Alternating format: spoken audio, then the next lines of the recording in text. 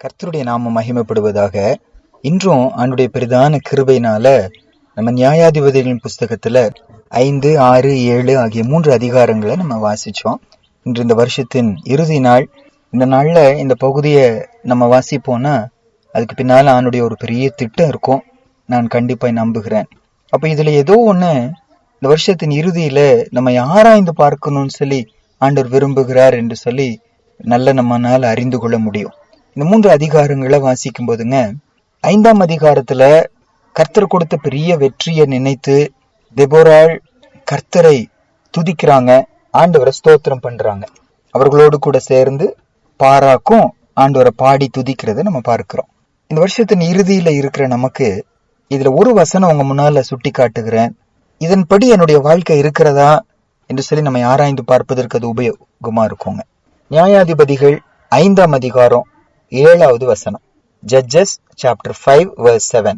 தெபோராளாகிய நான் எழும்பும் அளவும் இஸ்ரவேலிலே நான் தாயாக எழும்பும் அளவும் கிராமங்கள் பாழாயின, இஸ்ரவேலின் கிராமங்கள் பாழாய் போயின.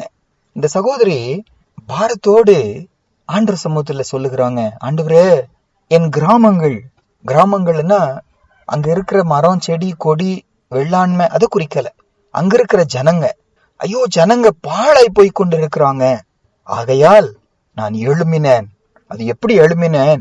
ஒரு தலைவனாக, தலைவியாக, ஒரு தீர்க்கதரிசியாக, நியாயாதிபதியாக, பெருமை உள்ளவர்களாக, அதிகாரம் உள்ளவளாக அல்ல, ஒரு தாய் உள்ளத்தோடு கூட எழும்பினேன். ஐயோ என் ஜனங்க அழிஞ்சு போறாங்களே, இவங்க நரகத்துக்கு தானே போய் கொண்டிருக்கிறாங்க என்று சொல்லி அவங்களுக்கு விரோதமா சத்ரு அவங்களை அழித்து கொண்டிருக்கிறத பார்த்து அந்த சத்ருவின் பொய்ய, சத்ருவின் அடிமைத்தனத்தை முறிக்கும்படி ஆண்டவருக்காக நான் எழுமினேன் என்று சொல்லி சொல்லுகிறாங்க. இந்த வருஷத்தின் இறுதியில இருக்கிற எனக்கு உங்களுக்கு முன்னால ஏராளமான மக்கள் வெளியே அழிந்து கொண்டிருக்கிறாங்க, பாழாய் போய் கொண்டிருக்கிறாங்க. பலவிதமான பழக்கங்கள், தகாத உறவுகள், அடிமைத்தனங்கள், அசுத்தங்கள், பாவங்கள், அக்கிரமங்கள் இன்னைக்கு பெருகி போய்கொண்டே போகிறது.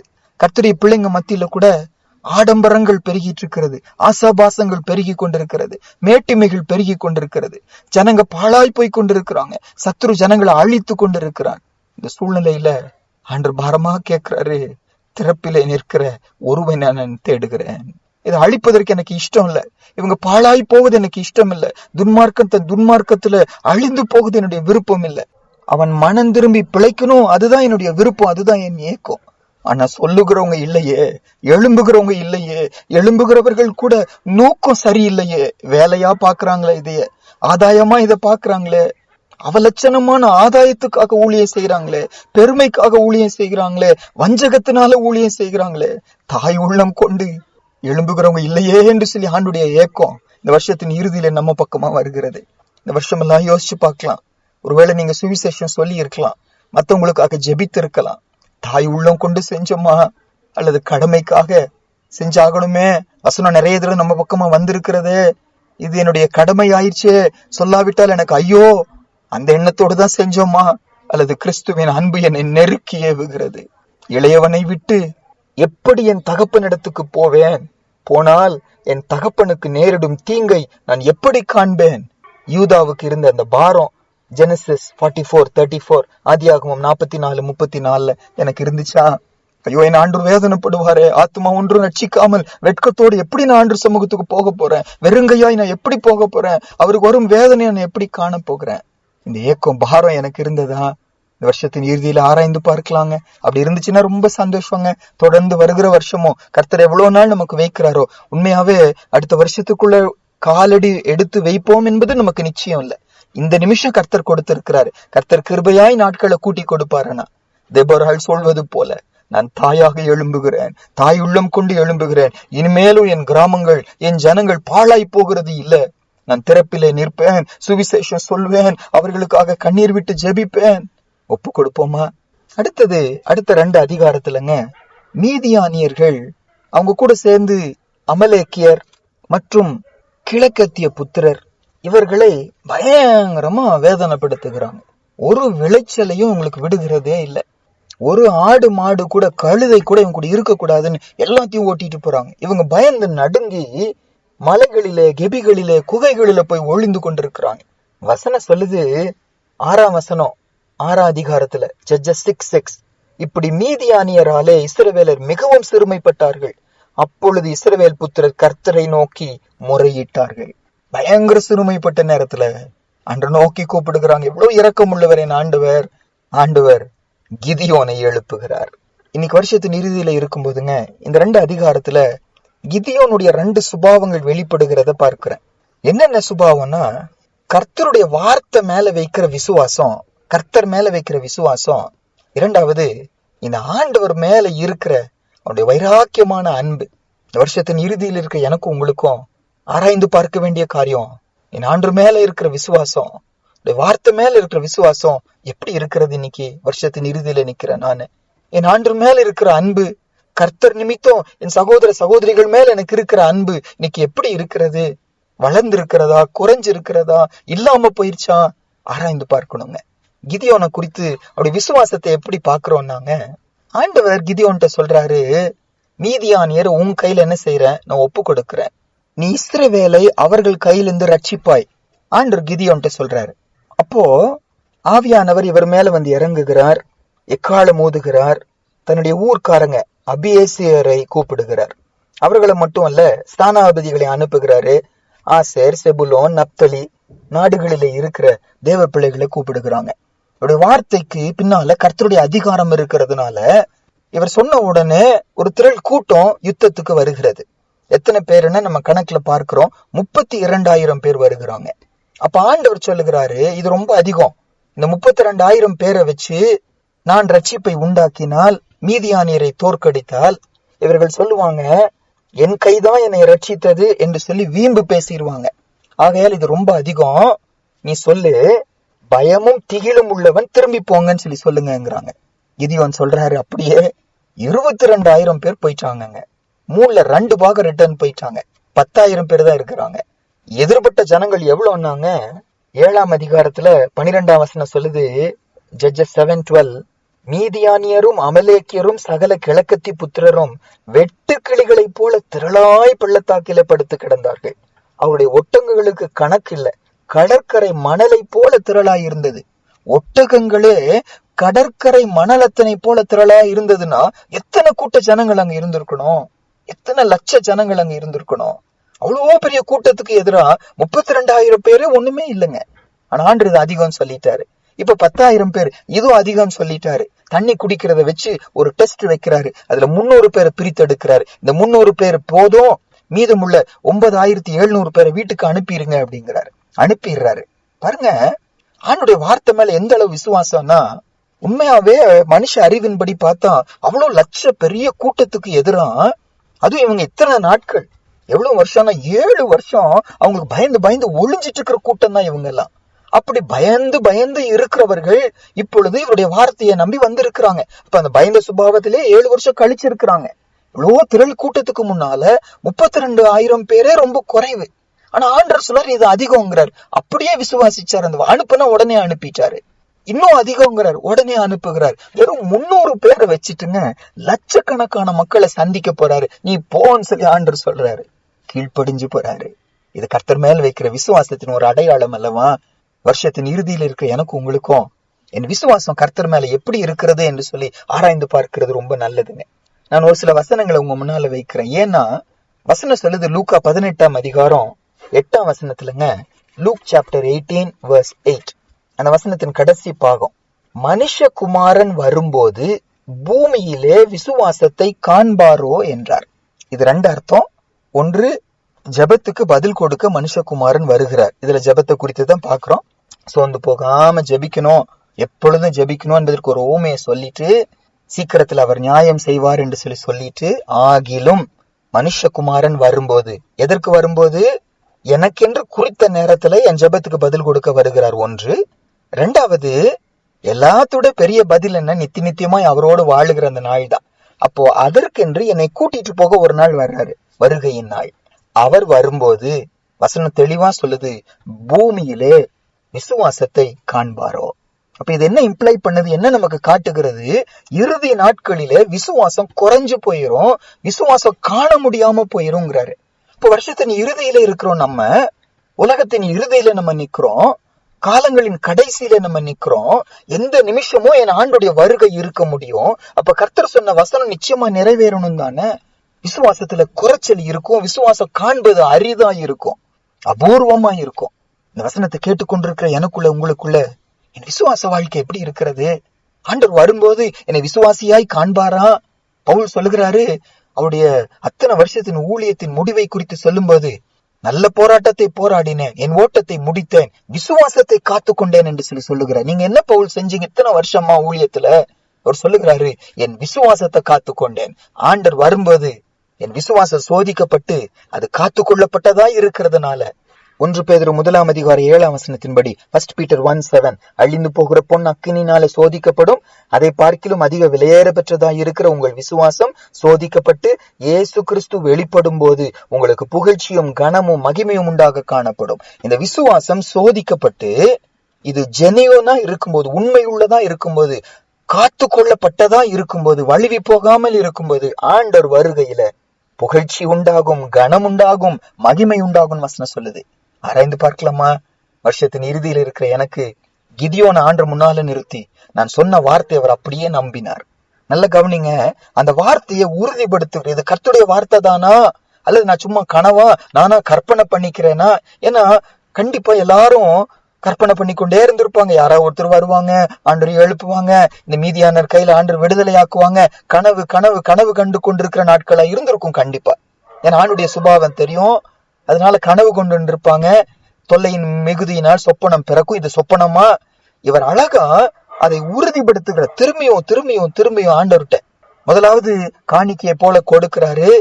அதை கர்த்தருடைய தூதன் கோலின் நுனியினால் தொட்ட உடனே அக்கினி கற்பாறையிலிருந்து எழும்பி அத்தனையும் பட்சிக்கிறது. ஃபர்ஸ்ட் சோதனை பண்றாரு, இது கர்த்தருடைய வார்த்தை தானா என்று சொல்லி. இரண்டாவதாக மறுபடியும் ஆண்டுடைய வார்த்தையை உறுதிப்படுத்துவதற்காக மயிருள்ள ஒரு தோலை வச்சு, பனியை வச்சு 2 முறை டெஸ்ட் பண்றாரு. ஃபர்ஸ்ட் அந்த தோல் மட்டும் ஈரமாகணும், சுத்தி காய்ந்து போயிருக்கணும், அப்படியே ஆண்டவர் செய்கிறாரு. அடுத்த முறை தோல் மட்டும் காய்ந்து போயிருக்கணும், சுற்றி ஈரமா இருக்கணும், அப்படியே ஆண்டவர் செய்கிறாரு. பாருங்க, கர்த்தருடைய வார்த்தை தானா, இது கர்த்தருடையது தானா, என்னுடைய கற்பனையா இல்லையா என்று சொல்லி ஆணுடைய வசனத்தை உறுதிப்படுத்தினார். நம்ம அந்த கோணத்தோடு இதை பார்க்க போறோம். நிறைய தடவை நாமும் நம்ம மன இஷ்டத்தின்படி ஒரு வசனத்தை எடுத்துக்கொள்ளுகிறோம், அது கர்த்தர் கொடுத்த வாக்கு தத்தமா நினைச்சிடறோம், அதை உறுதிப்படுத்த மாட்டேங்கிறோம். ஆனா ஆண்டவர் அவருடைய சித்தம் ஒண்ணு இருந்துச்சுன்னா கண்டிப்பா அந்த வார்த்தைக்கு ஒரு ஜோடை அனுப்புவார். ஏசாயா 34:16 வாசிக்கிறோம். எல்லா வார்த்தைக்கும் ஒரு ஜோடு ஆண்டு வச்சிருக்காரு. அவருடைய வாய் அதை சொல்லிட்டு அவருடைய ஆவி அதை சேர்க்கும். கர்த்தருடைய புஸ்தகத்தில் நம்ம தேடி பார்க்கும்போது ஒரு வசனமும் குறையாது, ஒரு வசனமும் ஜோடி இல்லாம இருக்காது. அப்ப ஜோடான வசனத்தை ஆண்டவர் நமக்கு கண்டிப்பா காண்பிப்பாரு. அப்ப இது கர்த்தருடைய சித்தம் தானா என்று சொல்லி வேத வசனத்தை வச்சு இன்னைக்கு நம்ம என்ன செய்யணும்? உறுதிப்படுத்தணும். வசனம் தான் விசுவாசத்துல என்ன வளர வைக்கும். ஒரு கொஸ்டின் இன்னைக்கு, என்னோட விசுவாச வாழ்க்கை இன்னைக்கு எப்படி இருக்கிறது? விசுவாசத்துல குறைஞ்சு போயிட்டோமா? அதனாலதான் 2 கொரிந்தியர் 13:5 இப்படி ஒரு கேள்வி கேட்கப்படுகிறது. அந்த சபையை பார்த்து, நல்ல வளர்ந்த சபை, தாளந்துகள் உள்ள சபை, வரங்கள் உள்ள ஒரு சபை. அந்த சபையை பார்த்து ஆவியானவர் பவுல் அப்போஸ்தலன் மூலமா ஒரு கேள்வி கேட்கிறாரு. 2 Corinthians 13:5 2 கொரிந்தியர் 13:5 நீங்கள் விசுவாசம் உள்ளவர்களோ என்று உங்களை நீங்களே சோதித்து அறியுங்கள், உங்களை நீங்களே பரீட்சித்து பாருங்கள், இயேசு கிறிஸ்து உங்களுக்குள் இருக்கிறார் என்று உங்களை நீங்களே அறியீர்களா? நீங்கள் பரீட்சைக்கு நில்லாதவர்களா இருந்தால் அறியீர்கள். சோதித்து பாருங்க. இந்த வருஷத்தின் இறுதியில கூட நிக்கிற எனக்கும் உங்களுக்கும் கிதியோனை முன்னால நிறுத்துகிறாரு. அது ஆண்டுடைய வார்த்தைன்னு சொல்லி தெரிஞ்ச உடனே பைத்தியக்காரத்தனமா இருக்கிறது. அப்படியே அதை விசுவாசிச்சு அந்த வார்த்தையை அப்படியே தனக்கென்று எடுத்துக்கொண்டாரு, கீழ்ப்படிஞ்சாரு, ஒரு பெரிய வெற்றியை ஆண்டவர் அவருக்கு கொடுத்தாரு என்று சொல்லி பார்க்கிறோம். நம்முடைய விசுவாசம் இன்னைக்கு எப்படி இருக்கு? தெசலோனிக்கே சபையை குறித்து 2 தெசலோனிக்கேயர் 1:3 இப்படி ஒரு அழகான வார்த்தையை வாசிக்கிறோம். 2 Thessalonians chapter 1:3 உங்கள் விசுவாசம் மிகவும் பெருகுகிறபடியினாலே அவர்களை குறித்து சாட்சி சொல்றாரு. இந்த விசுவாசம் உபத்திரம் அது ஒண்ணும் செய்யவே இல்லையா? 4 சொல்றாரு, நீங்க சகிக்கிற சகல துன்பங்களிலும் உபத்திரவங்களிலும் பொறுமையையும் விசுவாசத்தையும் காண்பிக்கிறது நிமித்தம் உங்களை குறித்து நாங்கள் தேவனுடைய சபைகளில் மேன்மை பாராட்டுகிறோம். துன்பம் வந்துச்சு, உபத்திரம் வந்துச்சு, ஆனா பொறுமையா இருந்தாங்க, விசுவாசத்தை காத்து கொண்டாங்க. நமக்கு ஒரு பெரிய சவால் இந்த தெசலோனிக்கே சபை. 2 தீமோத்தேயு 1:4 தீமோத்தேயு குறித்து ஒரு சாட்சி சொல்லப்படுது பாருங்க. 2 Timothy chapter 1 verse 4 and 5. உன்னில் உள்ள மாயமற்ற விசுவாசத்தை நினைவு கூறுகிறதினால் என் முன்னோர்கள் முதற்கொண்டு சுத்த மனசாட்சியோட ஆராதித்து வரும் தேவனை நான் ஸ்தோத்தரிக்கிறேன். அந்த விசுவாசம் முந்தி உன் பாட்டியாகிய லோவிசாளுக்குள்ளும் உன் தாயாகிய ஐனிக்கேயாளுக்குள்ளும் நிலைத்திருந்தது. அது உனக்குள்ளும் நிலைத்திருக்கிறது என்று நிச்சயித்திருக்கிறேன். என்னுடைய விசுவாசம் மாயமற்றதா இருந்துச்சு. அந்த விசுவாசத்தை நினைச்சு பவுலுடைய இருதயத்திலிருந்து ஆராதனை எழும்புகிறது. சொல்றாரு, இந்த விசுவாசம் உன் குடும்பத்துல, உன் பாட்டிக்குள்ள, தாய்க்குள்ள, இன்னைக்கு உனக்குள்ள நிலைத்திருக்கிறது என்று நிச்சயித்திருக்கிறேன்னு சொல்லுகிறார். இதுக்கு காரணம் என்ன? அதே 2 தீமோத்தேயு 3:15 வாசிக்கிறோம். 2 Timothy 3:15, கிறிஸ்து இயேசுவை பற்றும் விசுவாசத்தினாலே உன்னை ரட்சிப்புக்கேற்ற ஞானம் உள்ளவன் ஆக்கத்தக்க பரிசுத்த வேத எழுத்துக்களை நீ சிறு வயது முதல் அறிந்தவன் என்று உனக்கு தெரியும். வசனத்தை அறிஞ்சாரு, வசனத்தை கீழ்ப்படிஞ்சாரு, விசுவாசத்துல வளர்ந்தாங்க. அந்த விசுவாசம் நிலைச்சிருக்கிற விசுவாசமா, அந்த விசுவாசம் மாய்மாலமற்ற விசுவாசமா இருந்துச்சு. என் விசுவாசம் இன்னைக்கு எப்படி இருக்கிறது? தெசலோனிக்கே சபையார் வசனம் அவங்க பக்கமா வந்த போதுங்க, 1 தெசலோனிக்கேயர் 2:13, 1 தெசலோனிக்கேயர் 2:13, அதை மனுஷர் வசனமா ஏற்றுக்கொள்ளலையா, தேவ வசனமா ஏற்றுக்கொண்டாங்க. அது அவங்களுக்குள்ள பலன் செஞ்சது. வசனம் வந்துச்சு, கர்த்தருடைய வசனமா ஏற்றுக்கொண்டாங்க, விசுவாசத்துல மிகவும் பெருகினாங்கன்னு வசனத்துல வாசிக்கிறோம். நமக்கு ஒரு பெரிய சவால். அல்லது 1 தீமோத்தேயு 6:10 வாசிக்கிறோம். 1 தீமோத்தேயு 6:10, பண ஆசை எல்லா தீமைக்கும் வேறாயிருக்கிறது. சிலர் அதை இச்சித்து விசுவாசத்தை விட்டு வழுவி அநேக வேதனைகளாலே தங்களை உருவ குத்தி கொண்டிருக்கிறார்கள். விசுவாசத்தை விட்டு வழுக்கி விழுந்துட்டாங்களாம், வழுவி விழுந்துட்டாங்க. எதனால்? கர்த்தருடைய பிள்ளைங்க தான். ஆனா பணத்தின் மேல் வைக்கிற ஆசை அந்த கண்ணில, சோதனையில, கேட்டில, அவங்க அழிவில அவங்களை விழ வச்சிருச்சு. பலவிதமான இச்சைகளை விழ வச்சிருச்சு. விசுவாசத்தை அழிவி போயிட்டாங்க. பிரதர் அண்ட் சிஸ்டர், இந்த வசனத்தை வாசிச்சு கொண்டிருக்கும் போது, தியானித்து கொண்டிருக்கும் போது, என் விசுவாச வாழ்க்கையில நான் வழுக்கி விழுந்திருக்கிறேன். ஆரம்பத்துல இருந்தது போல இன்னைக்கு எனக்குள்ள இல்ல, அது பெருகினதுன்னு சொல்ல முடியல, அது இன்னைக்கு நிலைச்சிருக்கவில்லை, சந்தேகத்துல என் லைஃப் போயிட்டே இருக்கு. அப்படி இருப்பீங்கன்னா ஒரு காரணம், உங்கள் ஆசை பணத்தின் மேல ஒருவேளை போயிருக்கலாம். 1 தீமோத்தேயு 4:1 இந்த விசுவாசம் வழுவி போறதுக்கு இன்னொரு காரணத்தை சொல்றாருங்க. 1 தீமோத்தேயு 4:1, ஆகிலும் ஆவியானவர் வெளிப்படையாய் சொல்லுகிறபடி பிற்காலங்களில் மனசாட்சியில் சூடுண்ட பொய்யருடைய மாயத்தினாலே சிலர் வஞ்சிக்கிற ஆவிகளுக்கும் பிசாசுகளின் உபதேசங்களுக்கும் செவி கொடுத்து விசுவாசத்தை விட்டு விலகி போவார்கள். ஒன்று பண ஆசை, ஐஸ்வர்யவான் ஆகணுங்கிற ஒரு ஏக்கம், விருப்பம், இன்னும் சொத்து சேர்க்கணும், இன்னும் நிறைய ஆஸ்தி வேணுங்கிற ஒரு விருப்பம் விசுவாசத்தோடு வழுவி போக பண்ணி விடுகிறது. இரண்டாவது இந்த இடத்துல சொல்றாரு, வஞ்சிக்கிற ஆவிகளுக்கும் பிசாசுகளின் உபதேசங்களுக்கும் செவி கொடுக்கிறாங்க. மாய்மாலமா ஜனங்க மயக்கி விடுகிறாங்க. இன்னைக்கு பிரசங்கங்களுக்கும் பைபிள் ஸ்டடிக்கும் குறைவே இல்லைங்க. இன்டர்நெட்ல, டிவில லட்சக்கணக்கா, கோடிக்கணக்கான செய்திகள் வந்து கொண்டே இருக்கிறது. தேவ பிள்ளைங்க, என்ன வசனம் வந்தாலும், இப்ப நானே பேசிக்கொண்டிருந்தாலும் என் வார்த்தை அப்படியே ஏற்றுக்கொள்ள வேண்டாங்க. இது கர்த்தருடைய வசனம் தானா என்று சொல்லி அப்போஸ்தலர் 17:11 ஆக்ட் 17:11 பெரோயா சபையாரின் படி காரியங்கள் இப்படி இருக்கிறதா என்று சொல்லி வேத வாக்கியங்களை ஆராய்ந்து பார்க்கணும். நம்ம எல்லா வசனங்களையும் நம்பி விடக்கூடாதுங்க. இது கர்த்தருடைய வசனம் தானா என்று சொல்லி நம்ம ஆராய்ந்து பார்ப்போம், அந்த வசனத்துக்கு கீழ்ப்படிவோம், நம்ம லைஃப் ஆசீர்வாதம். இல்லாட்டி தவறான உபதேசங்கள் இன்னைக்கு எழும்பி இருக்கு. ஜனங்களை இச்சிக்கிற, ஜனங்களை வஞ்சிக்கிற உபதேசங்கள். இது கர்த்தரை விட்டு நம்ம பிரிச்சிருது, விசுவாசம் விட்டு பிரிச்சிருது. வருஷத்தின் இறுதியில ஆராய்ந்து பாருங்க, தெசலோனிக்கே சபையோரை போல நம்ம இருக்கிறோமா, தீமோத்தேயை போல இருக்கிறோமா, அல்லது பண ஆசை உள்ளவர்கள் என்று சொல்லி தீமோத்தேயில சொல்றாரு, அவர்களை போல நம்ம இருக்கிறோமா, அல்ல 4 சொல்லுகிறபடி வஞ்சிக்கப்பட்டவர்கள், மனசாட்சியில் சூடுண்டவர்களுடைய மாயத்தினால கர்த்தரை விட்டு தூரம் போனவர்கள். அந்த உபதேசத்தை நல்லா இருக்குங்க, நல்லா பேசுறாங்க, பெரிய ஊழியக்காரங்க, எத்தனை பேர் அந்த வீடியோவை லைக் பண்ணிருக்காங்க, எத்தனை பேர் ஃபாலோ பண்றாங்க, அதுவா இன்னைக்கு பின்பற்றுகிறோம், அல்லது வசனத்தின்படி இருக்கிறதா என்று ஆராய்ந்து பார்க்கிறோமா? வசனத்தின்படி இருக்கிறதா என்று ஆராய்ந்து பார்ப்போம். கர்த்தர் நமக்கு கிருபை கொடுப்பாரு. அடுத்தது உங்க முன்னால வைக்க விரும்புவதுங்க, இந்த கிதியோனுடைய கர்த்தர் மேல் வச்ச அன்பை பார்க்கிறோம். நல்ல கவனிங்க. இந்த கிதியோன், ஆண்டுடைய வார்த்தை அவர் பக்கமா வருகிறது. ஜட்ஜஸ் சாப்டர் 6 from verse 25, நியாயாதிபதிகள் 6:25 அன்று ராத்திரியிலே கர்த்தர் அவனை நோக்கி, நீ உன் தகப்பனுக்கு இருக்கிற காளைகளில் 7 வயதான 2ஆம் காளையை கொண்டு போய் உன் தகப்பனுக்கு இருக்கிற பாகாலின் பலிபீடத்தை தகர்த்து அதன் அருகே இருக்கிற தோப்பை வெட்டி போட்டு இந்த கற்பாறை உச்சியிலே பாங்கான ஒரு இடத்தில் உன் தேவனாகிய கர்த்தருக்கு ஒரு பலிபீடத்தை கட்டி அந்த 2ஆம் காளையை கொண்டு வந்து அதை நீ வெட்டி போட்ட தோப்பினுடைய கட்டை விறகுகளின் மேல் சர்வாங்க தகனமாய் பலியிட கடவாய் என்றார். அன்பு வார்த்தை வருது, நீ போ, உன் தகப்பனுக்கு இருக்கிற காளைகளில 2வது காளை 7 வயதானது, அதை கொண்டு போ. தகப்பனுக்கு பாகாலின் பலிபீடம் வச்சிட்டு இருக்கிறார் உங்க அப்பா, அதை நீ உடைச்சு போடணும், தகர்த்து போடணும். அதுக்கு ஒரு தோப்பு வச்சிருக்கிறாங்க, அது முழுசும் அங்க இருக்க எல்லா மரங்களையும் நீ டோட்டலி வெட்டி போடணும். அப்புறம் இந்த கற்பாறை உச்சியில எனக்குன்னு ஒரு பலிபீடத்தை கட்டி அந்த காளைய கொண்டு வா. அந்த காளைய நீ வெட்டி போட்ட தோப்பினுடைய கட்டைகளை வச்சு விறகுகளா வச்சு சர்வாங்க தகனமாய் பலியிடுங்கிறார். வசனம் சொல்லுது, அப்படியே 27ஆம் வசனத்துல அவர் செய்தார். ஆனா அதுல ஒண்ணு போட்டிருக்கு, மனுஷருக்கு பயப்பட்டபடியினாலே தன் தகப்பன் குடும்பத்தாருக்கும் ஊர் மனுஷருக்கும் போட்டிருக்கு. அப்ப என்ன அர்த்தம்? அவர் மனுஷருக்கு பயப்பட்டாரா? இல்ல. பயப்பட்டாருன்னா அவருக்கு நல்லா தெரியும் இதனால பிரச்சனை வரப்போகுதுன்னு. என்ன பயப்பட்டிருப்பாருன்னா, இதுக்கு தடை பண்ணிடுவாங்க என்பதுதான் பயமா இருந்திருக்கும். கர்த்தருடைய வார்த்தைக்கு கீழ்ப்படிய முடியாம போயிருமே என்பதற்காக பகல் நேரத்துல செய்யாம அதை இரவில செய்தார். 10 பேரை கூட்டிட்டு சேர்ந்து வந்து இந்த காரியத்தை இரவு நேரத்துல செஞ்சு முடிச்சிடுறாரு. அடுத்த நாள் காலையில செய்தி வருகிறது, ஜனங்கள் எல்லாம் எதிர்த்து வருகிறாங்க, இவரை கொலை செய்யணும்னு சொல்றாங்க. அப்போ அவங்க அப்பா அவர் சார்பா பேசுகிறார். பாகால் தனக்காக வழக்காடட்டும், பாகால் தெய்வமானா தன்னைய காத்துக்கு தெரியாதான்னு சொல்லி சொல்றாங்க. ஜனங்கள் அமைதியாய் போய் விடுகிறார்கள்.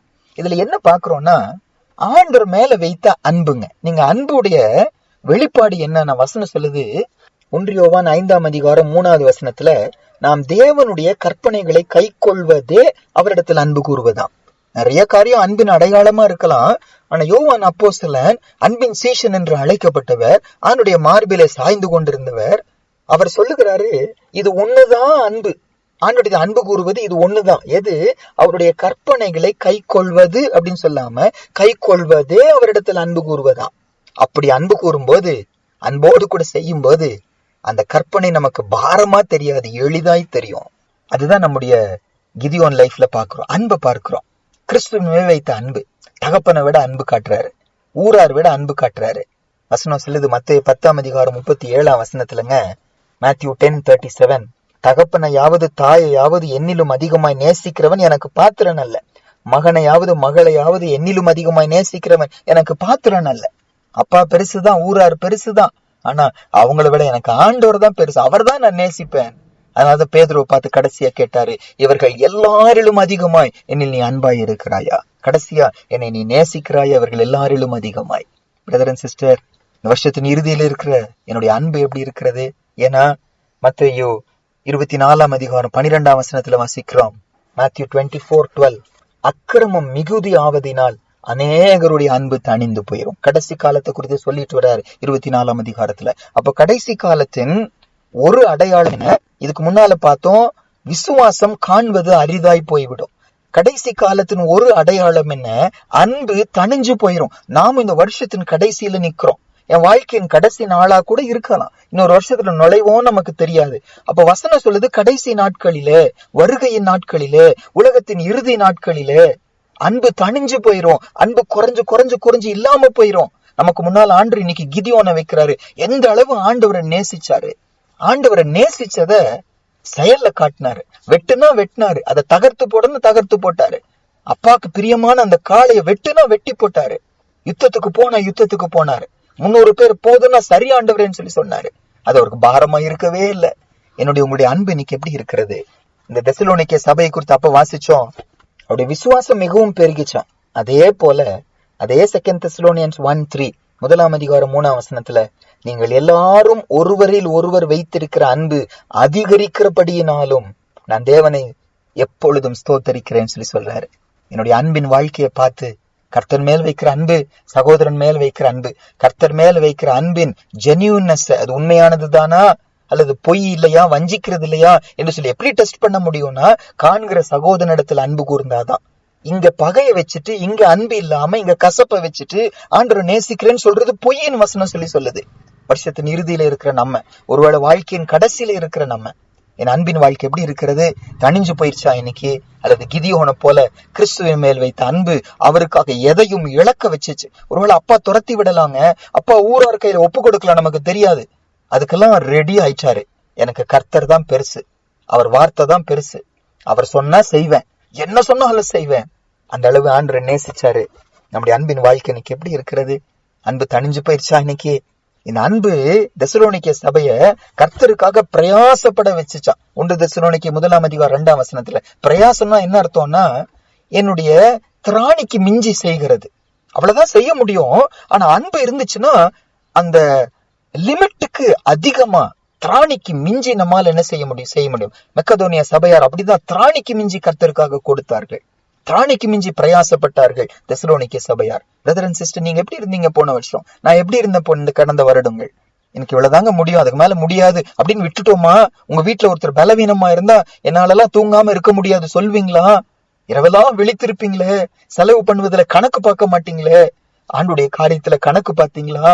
தூக்கத்தை கெட முடியலையா? சாப்பாடை விட முடியவில்லையா? எனக்கு அன்பு இருந்துச்சுன்னா பிரயாசம் இருக்குமே. ஆண்டவர் எபேசு சபையை பார்த்து ரெவலேஷன் 2:4 வெளிப்படுத்தின விசேஷம் 2:4 ஒரு கம்ப்ளைண்ட் வைக்கிறாரு. நல்ல கர்த்தருக்காக கிரியை செய்த ஒரு சபை, பொறுமையா இருந்த ஒரு சபை, பிரயாசப்பட்ட ஒரு சபை. ஆனா ஆண்டவர் சொல்றாரு, ஆனாலும் நீ ஆதியில் கொண்டிருந்த அன்பை விட்டாய் என்று உன் பேரில் எனக்கு குறை உண்டு. முதல் இருந்தது போல இப்போ உன் அன்பு இல்ல. ஒரு அர்த்தம், அன்புல நீ குறைஞ்சு வந்துட்ட. பிரயாசப்படுற, கிரியை செய்யற, பொறுமையா இருக்கிற, இளைப்படையாமல் பிரயாசப்படுற, சோர்ந்து போகாம ஓடிட்டே இருக்கிற நீ. ஆனா அன்னைக்கு போல இன்னைக்கு இல்லையே. வேதனைப்பட்டார் ஆண்டவர். குறைஞ்சிருச்சே, ஒரு அர்த்தம். இன்னொன்னு, த ஃபர்ஸ்ட் லவ் அப்படின்னு என்ன அர்த்தம்? ஏசப்பாதான் முதல்ல அன்பா இருந்துச்சு, அதுக்கப்புறம் தான் மத்ததெல்லாம் முதல்ல. ஆனா இப்போவோ ஏசப்பாக்கு மேல குடும்பம் வந்துருச்சு, ஏசப்பாக்கு மேல வேலை வந்துருச்சு, ஏசப்பாவுக்கு விட ஏதோ ஒரு என்னுடைய பெருமை வந்துருச்சு. First love is not Jesus now. அப்படியா நம்முடைய லைஃப்ல இன்னைக்கு ஆராய்ந்து பார்க்கலாம். வருஷத்தின் இறுதியில எனக்கு is Jesus my first love, is God my first love, is God's work my first love. அதுதான் முதல் நேசிக்கிறேனா? அவருக்கு தான் முதலிடம் கொடுக்கிறேனா? அவருக்கு முன்னால் எல்லாம் எனக்கு அற்பமாய் தெரிகிறதா? உறவு பாசமெல்லாம் குப்பையாய் தோன்றுதையா ஏசப்பாவுக்கு முன்னால? என்னுடைய அன்பில குற்றம் காணப்பட்டுச்சா? எபேசியர் 1:4 ஆண்டவர் நம்மை தெரிந்து கொண்ட நோக்கமே என்னவா? எபிஷியன்ஸ் 1:4 தமக்கு முன்பாக நாம் அன்பில் பரிசுத்தம் உள்ளவர்களும் குற்றம் இல்லாதவர்களுமாய் இருப்பதற்கு அவர்கள் உலக தோற்றத்துக்கு முன்னே கிறிஸ்துவுக்குள் நம்மை தெரிந்து கொண்டார். ஆண்டவர் நம்மை தெரிந்து கொண்ட நோக்கமே என்னன்னா, என்ன அன்புள்ளவனா இருக்கணும், ஆனா அந்த அன்பில பரிசுத்தம் இருக்கணும், அந்த அன்பில குற்றம் இருக்கக்கூடாது. பிரதர் அண்ட் சிஸ்டர், ஆராய்ந்து பாருங்க. அன்பு காட்டுறேன், ஆனா அன்புக்கு முன்னால அசுத்தம் இருந்துச்சா? தவறான நோக்கம் இருந்துச்சா? ஆதாயம் இருந்துச்சா? இச்சை இருந்துச்சா? மத்தவங்களை மயக்குகிறவனா இருந்தேனா? அல்லது அன்பினால அவர்களை கிறிஸ்துவின் பக்கமா, வார்த்தையின் பக்கமா, பரலோகத்துக்கு ஆதாயப்படுத்துகிறவனா இருந்தேனா? எபேசியர் 4:15 ஒரு சபையை குறித்து சொல்லிட்டு வராரு. ஒரு சபை அன்புடன் சத்தியத்தை கை கொள்ளணும், தலையாகிய கிறிஸ்துவுக்குள் எல்லாவற்றிலேயும் வளருகிறவர்களா இருக்கணும்னா அன்புடன் சத்தியத்தை கை கொள்ளணும். சத்தியத்தை கை கொண்டிருக்கலாம், வார்த்தைக்கு கீழ்ப்படிஞ்சிருக்கலாம், ஆனா அன்போடு கை கொண்டோமா அப்பதான் வளர்ச்சி உண்டாகும். நான் வசனத்துக்கு கீழ்ப்படுகிறேனே, வசனத்தை கேட்கிறேனே, மத்தவங்க எல்லாம் இந்த பைபிள் ரீடிங்ல கவனிக்க மாட்டேங்கிறாங்க, நான் கவனிக்கிறேனே, கீழ்ப்படுகிறேனே. ஆண்டவர் சொல்றாரு, அன்புடன் சத்தியத்தை கை கொண்டாதான் தலையாகிய கிறிஸ்துவுக்குள் எல்லாவற்றிலும் நாம் வளர முடியும். அவருக்குள் இன்னும் அவரோடு நெருங்கி போகிறது, அவரை போல இன்னும் மாறுகிறது. பூரண புருஷனாகிய கிறிஸ்துவின் நிறைவான வளர்ச்சியின் அளவுக்கு தக்கவர்களா நம்ம மாறுவது. ஆராய்ந்து பார்க்கலாமா? இன்னைக்கு இந்த 3 காரியம் நம்ம ஜெபிக்க போற வருஷத்தின் இறுதியில ஆத்தும பாரம் எனக்கு எப்படி இருந்துச்சு? கடந்த வருடமெல்லாம் ஒரு கரிசனையோடு, தாய் உள்ளத்தோடு அழிந்து போகிற ஆத்துமாக்களை பார்த்தோமா? ஊழியம் செஞ்சோமா? ஜெபிச்சோமா? பிரயாசப்பட்டோமா? அழிந்து போகிற ஆத்துமாக்களை குறித்து கரிசனை இருந்துச்சா? அந்த மிஷன்ஸ் பாரம் எனக்கு இருந்துச்சா? கர்த்தரை அறியாத ஜனங்கள் வெளியே கோடி இருக்கிறார்களே, என் பிள்ளைகளை நான் மிஷனரி ஊழியத்துக்கு அனுப்புகிறேன், கர்த்தரை எனக்கு கொடுப்பதை ஊழியங்களுக்கு கொடுக்கிறேன், அறிவிக்கப்படாத இடங்களுக்கு அறிவிக்கப்படணும். பாழாய் போய் கொண்டிருக்கிறவர்கள் இன்னைக்கு செழிப்பாய், சுவிசேஷத்தினால செழிப்பாய், ஆவிக்குரிய செழிப்பை சொல்லுகிறேன். 2வது, விசுவாச வாழ்க்கை எப்படி இருக்கு? குறைஞ்சு போயிடுச்சா? இல்லாம போயிடுச்சா? காணப்படாம போயிடுச்சா? விசுவாசத்தை விட்டு விலகி போயிட்டோமா? வழுவி போயிட்டோமா? அல்லது விசுவாசம் அதிகமாய் பெருகி இருக்கிறதா? விசுவாசத்துல நிலைத்து இருக்கிறோமா? மாயமற்ற விசுவாசமா இருக்கிறோமா? இதுக்கெல்லாம் அடித்தளம் வசனம், வசனம், வசனம். வசனத்துக்கு முக்கியத்துவம் கொடுத்தோமா? வசனத்தை கனப்படுத்தினோமா? வசனத்துக்கு முன்னால நம்ம அடிபணிஞ்சோமா? வசனம் வந்த உடனே ஒப்பு கொடுத்தோமா? 3வது, அன்பின் வாழ்க்கை. கிதியோனுக்குள்ள அன்பு இருந்ததுனால ஆண்டவர் என்ன சொன்னாலும் அப்படியே செஞ்சார். அப்பா விட ஆண்டுடைய வசனத்தை நேசிச்சாரு. ஊராரை விட கர்த்தரையும் கர்த்தருடைய வசனத்தை நேசிச்சாரு. நானும் நீங்களும் இன்னைக்கு ஊராருக்காக, குடும்பத்துக்காக இயேசுவை காட்டி கொடுக்கிறோமா? இன்னைக்கு இயேசுவை மறுதளிக்கிறோமா? இன்னைக்கு ஐயோ அவங்க கஷ்டப்படுவாங்க, இவங்க கஷ்டப்படுவாங்க யோசிக்கிற நம்ம கர்த்தர் கஷ்டப்படுவாங்க யோசிச்சோமா? அன்பிலே ஆதி அன்பு இல்லாம போயிருச்சோ? முதல் அன்பு இல்லாம போயிருச்சோ? அன்பிலே குற்றம் வந்துருச்சா? அன்பிலே பரிசுத்தம் இல்லாம போயிருச்சா? ஆண்டவரே, என்ன ஒப்பு கொடுக்கிறோம். எங்கள் அன்பு அதிகரிக்கட்டும் அப்பா. கர்த்தர் மேல் வைத்த அன்பு, சகோதரர் மேல வைத்த அன்பு அதிகமாகட்டும். 1 யோவான் 3ஆம் அதிகாரம் 16ஆம் வசனம் மட்டும் வாசிச்சுட்டு நம்ம ஜெபிக்க போகிறோம். 1 John chapter 3 verse 16. அவர் தம்முடைய ஜீவனை, அவர் என்பது யாரை குறிக்கிறது? இயேசு கிறிஸ்துவை குறிக்கிறது. தம்முடைய ஜீவனை நமக்காக கொடுத்ததினாலே அன்பு இன்னதென்று அறிந்திருக்கிறோம். நாமும் சகோதரருக்காக ஜீவனை கொடுக்க கடனாளிகளாய் இருக்கோம். அப்படியே கண்களை மூடி ஜெபிக்கலாமா? வருஷத்தின் இறுதியில மகா பரிசுத்தம் உள்ள எங்க நல்ல பெருமை தகப்பனே, ஆண்டவரே, இந்த 31 டிசம்பர் 2021 அன்றைக்கு உங்க பாதத்துல வந்து நாங்க நிக்கும்போது எங்க முன்னால தெபோராளை வைக்கிறீங்க, எங்க முன்னால கிதியோனை வைக்கிறீங்கப்பா. எங்களுக்கு கற்றுக் கொடுத்த பாடங்களுக்காக உமக்கு நன்றி சுவாமி. எங்களை கேள்வி கேட்க வைக்கிறதற்காக நன்றி. எங்களை ஆராய்ந்து பார்க்க வைப்பதற்காக ஸ்தோத்திரம் அப்பா.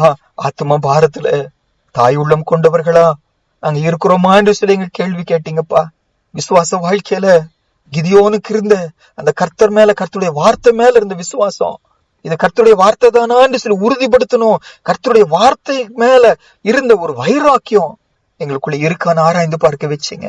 கிதியோனுக்குள்ள இருந்த அன்பின் வாழ்க்கை, ஏசப்பா தான் எனக்கு முக்கியம், என் ஆண்டவர் தான் முக்கியம், அவருடைய வார்த்தை தான் முக்கியம். அப்பா என்ன வெறுத்தாலும் சரி, ஊரார் வெறுத்தாலும் சரி, அதை பத்தி கவலைப்படலையே. எங்களை ஆராய்ஞ்சு பார்க்க வைத்தீங்க. 3 விஷயத்துல நான் குறைவுள்ளவனா இருக்கிறேன்ப்பா. ஆத்மா பாரத்துல நான் குறைவுள்ளவன், தாயுள்ளம் கொண்டு ஜனங்களை பார்க்கறதுல நான் குறைவுள்ளவன், நாங்கள் குறைவுள்ளவர்கள். எங்களை மன்னிங்க ஏசப்பா. இப்படியே எங்களை விட்டுறாதீங்க. ஆத்மா பாரத்தை எங்களுக்கு தாங்க. அழிஞ்சு போகிற ஆத்மாக்களை குறித்து கரிசனையே தாங்க. சுயநலமான வாழ்க்கையை மன்னிங்க ஏசப்பா. நான் நல்லா இருக்கணும், என் குடும்பம் நல்லா இருக்கணும், என் சபையார் நல்லா இருக்கணும். இந்த சுயநலத்தை எடுத்து போடுங்க. பாழாய் போய்கொண்டிருக்கிற கிராமங்கள் மேல் எங்கள் கண்கள் படட்டும் ஏசப்பா. மீதமுள்ள நாட்கள் கர்த்தர் நாட்களை கூட்டி கொடுப்பீரானா சுவிசேஷத்துக்காக ஆண்டவரே எங்க நாட்கள் செலவிடப்படட்டும். எக்ஸ்ட்ரா ஒர்க், ஓவர் டைம், இன்னும் நிறைய பிசினஸ், இன்னும் நிறைய கிளினிக்ஸ், நிறைய வேலை, நிறைய காரியங்கள், இதுல இருந்தெல்லாம் எங்களை வெளியே கொண்டு வாங்க ஏசப்பா. விசுவாசத்துல எங்களை வளர வைங்க. வார்த்தைக்கு இன்னும் நாங்க முக்கியத்துவம் கொடுக்க உதவி செய்யுங்க. வார்த்தைக்கு இன்னும் நாங்க கீழ்படிய எங்களுக்கு வைராக்கியத்தை தாங்க. உங்க மேல அன்பில நாங்க குறைவுள்ளவர்களா இருக்கிறோம். உங்க மேல அன்பு குறைவா இருக்கிறதுனால சகோதரருக்காக ஜீவனை கொடுக்கிற அளவு அன்பு எங்க கூட இல்ல ஆண்டவரே. சின்ன தியாகத்தை கூட எங்களால் செய்ய முடியல. ஒரு சின்ன காசை, சின்ன பொருளை விட்டு கொடுக்க முடியல. அந்த காசு நிமித்தம், பொருள் நிமித்தம் எத்தனை பேர் மேல பகை உணர்வு இருக்கிறது. மன்னிங்க ஏசப்பா, எங்களை மன்னிங்க. கிறிஸ்துவுக்காக இழக்கிறவர்களா, கிறிஸ்துவின் நாமத்து நிமித்தம் கொடுக்கிறவர்களா, அன்பின் உண்மையை கொடுக்கிறதுல காண்பிக்கிறவர்களா கர்த்தர் எங்களுக்கு கிருபை கொடுங்க சுவாமி. கற்பனைகளை கை கொள்வதே உம்மிடத்தில் அன்பு கூறுவதுன்னு பார்த்தோமே.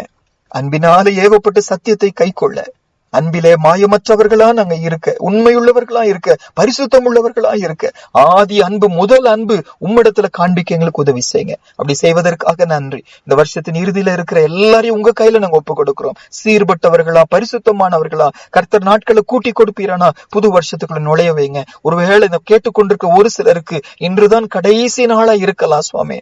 யாருமே ஆண்டவரே நித்திய நரகத்துக்கு போக விடாதீங்க.